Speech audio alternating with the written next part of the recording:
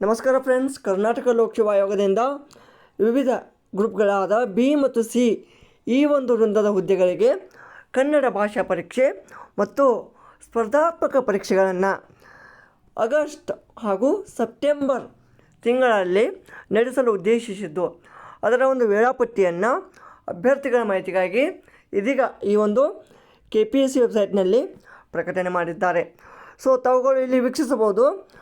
ಆ ಒಂದು ಹುದ್ದೆಯ ಅಥವಾ ಆ ಒಂದು ಹುದ್ದೆಯ ಪದನಾಮ ಮತ್ತು ಇಲಾಖೆಯ ಒಂದು ಪರೀಕ್ಷೆಯ ಒಂದು ದಿನಾಂಕ ಹಾಗೂ ಅದು ವಿಷಯ ಯಾವುದು. ಓಕೆ, ಸೊ ಇಲ್ಲಿ ನೀವು ನೋಡ್ಬೋದು ವಿವಿಧ ಗ್ರೂಪ್ ಸಿ ಪದವಿ ಪೂರ್ವ ಹುದ್ದೆಗಳು ಉಳಿಕೆ ಮೂಲ ವೃಂದ RPC.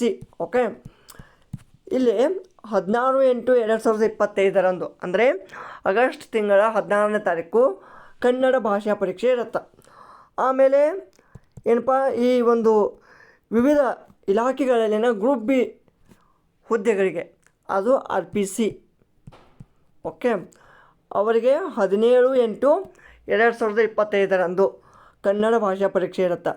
ಬೇಕಿದ್ದರೆ ತಾವುಗಳು ಇಲ್ಲಿ ಆ ಒಂದು ಸಂಬಂಧಿತ ಅಧಿಸೂಚನೆ ಸಂಖ್ಯೆ ಮತ್ತು ದಿನಾಂಕವನ್ನು ನೋಡ್ಬೋದು, ಯಾಕೆಂದರೆ ಕನ್ಫ್ಯೂಸ್ ಮಾಡ್ಕೋಬೇಡಿ.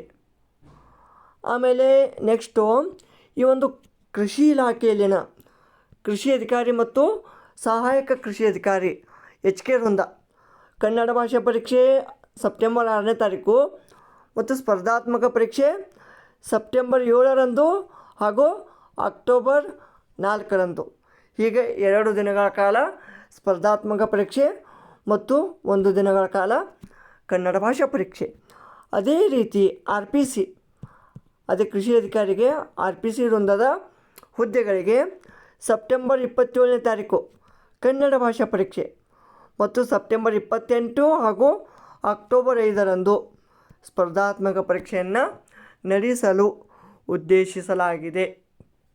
ಸೊ ಫ್ರೆಂಡ್ಸ್, ಇದಿಷ್ಟು ಈ ಒಂದು ಗ್ರೂಪ್ ಬಿ ಮತ್ತು ಗ್ರೂಪ್ ಸಿ ಹಾಗೂ ಕೃಷಿ ಇಲಾಖೆಯಲ್ಲಿನ ಸಹಾಯಕ ಕೃಷಿ ಅಧಿಕಾರಿ ಅಥವಾ ಕೃಷಿ ಅಧಿಕಾರಿಯ ಒಂದು ಲೇಟೆಸ್ಟ್ ಅಪ್ಡೇಟ್ ಆಗಿತ್ತು. ಸೊ ಇದೇ ಥರದ ನಿರಂತರ ಅಪ್ಡೇಟ್ಗಳಿಗಾಗಿ ನಮ್ಮ ಚಾನಲನ್ನು ಸಬ್ಸ್ಕ್ರೈಬ್ ಮಾಡ್ಕೊಳ್ಳಿ. ಧನ್ಯವಾದಗಳು.